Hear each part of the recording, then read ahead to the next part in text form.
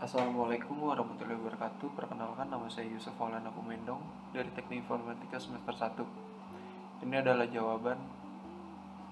video jawaban untuk soal UTS PKN semester 1. Yang bunyi soalnya adalah: 1. Analisalah mengapa perlu dipertahankan eksistensi filsafat dan ideologi Pancasila dalam kehidupan perkebangsaan Indonesia.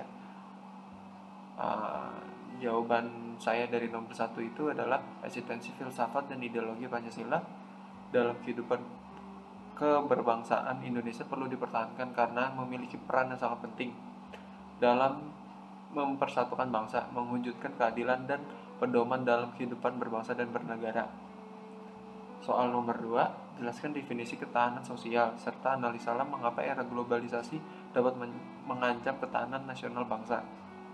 Jawaban dari saya, ketahanan nasional adalah kemampuan suatu negara untuk beradaptasi terhadap perubahan atau ancaman baik dalam bidang politik, sosial, budaya, ekonomi, maupun pertahanan dan keamanan. Ketahanan nasional meliputi segenap aspek kehidupan nasional yang terintegrasi, berisi keseluruhan dan ketangguhan yang mengandung kemampuan mengembangkan kekuatan nasional dalam menghadapi dan mengatasi segala tantangan, ancaman, hambatan, dan gangguan, baik yang datang dari luar maupun dari dalam negeri, untuk menjamin identitas, integritas, kelangsungan hidup bangsa dan negara, serta memperjuangkan mencapai tujuan nasionalnya. Era globalisasi dapat mengancam ketahanan sosial suatu negara, termasuk Indonesia, karena adanya pengaruh dari luar yang dapat mempengaruhi berbagai aspek kehidupan nasional. Soal nomor 3, carilah kasus berkaitan dengan demokrasi yang terjadi di Indonesia. Uraikan kasus tersebut dan berikan pandangan Anda tentang perkembangan demokrasi di Indonesia saat ini.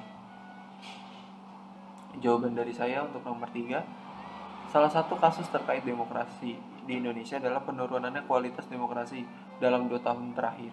Menurut data Indeks Demokrasi Indonesia dan 2021 Democracy Report, terjadi penurunan signifikan pada kebebasan sipil, pluralisme, dan fungsi pemerintah. Hal ini menunjukkan pergeseran pola demokrasi Indonesia dari demokrasi elektoral menjadi demokrasi yang cacat. Penurunan kualitas demokrasi ini juga disebabkan oleh pandemi COVID-19 yang mempengaruhi respon pemerintah dalam menangani masalah kesehatan dan informasi. Selain itu, terdapat masalah pembatasan kebebasan sipil dan pelemahan oposisi yang dapat mengancam demokrasi di Indonesia. Pandangan saya tentang perkembangan demokrasi di Indonesia saat ini adalah bahwa masih terdapat banyak tantangan dan masalah yang perlu diatasi meskipun Indonesia telah mengalami kemajuan dalam membangun demokrasi. Namun, terdapat masalah seperti korupsi, ketidakadilan, dan pelanggaran hak asasi manusia yang dapat mengancam demokrasi.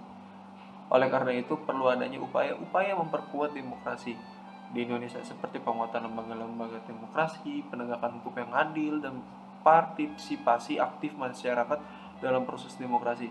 Dengan demikian diharapkan Indonesia dapat memperkuat demokrasi dan mengatasi berbagai tantangan yang ada untuk mencapai tujuan nasional. Terima kasih. Maaf kalau ada kesalahan kata yang tidak disengaja ataupun disengaja. Sekian dari saya.